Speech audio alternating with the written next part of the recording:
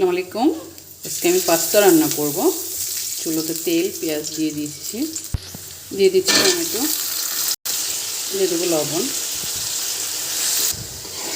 টমেটোটাকে এভাবে এভাবে কুচুন দিয়ে করে গালিয়ে নেবেন, তাহলে আর ওই যে টমেটো সসের মতো হয়ে যাবে। এখন ব্লেন্ডার করতে হবে না, আলাদা সসও ব্যবহার করতে হবে না।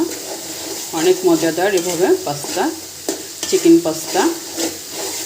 ভিডিওটা ভালো লাগলে একটা শেয়ার করবেন, ইউটিউব চ্যানেলটাকে সাবস্ক্রাইব করবেন, পেজটাকে ফলো করবেন, অবশ্যই পাশে থাকবেন, ভালোবাসা দিবেন। এখন এটার ভিতরে দিয়ে দিচ্ছি চিকেন। আমি এভাবে ছোট ছোট করে কেটে নিয়েছি। এটাকে এটার ভিতরে দিয়ে এখন ভালো করে কষিয়ে নেব। চিকেনটা হয়ে গেছে, চিকেন সব পানি শুকিয়ে গেছে, তেল ছেড়ে দিয়েছে। এখন দিয়ে দিচ্ছি ডিমটা অবশ্যই দিবেন। এভাবে আপনার পাস্তাটা রান্না করলে অনেক মজা হয়, খেতেও ভালো লাগে। একেবারে সহজ, মজাদার, এত মশলারও প্রয়োজন নেই।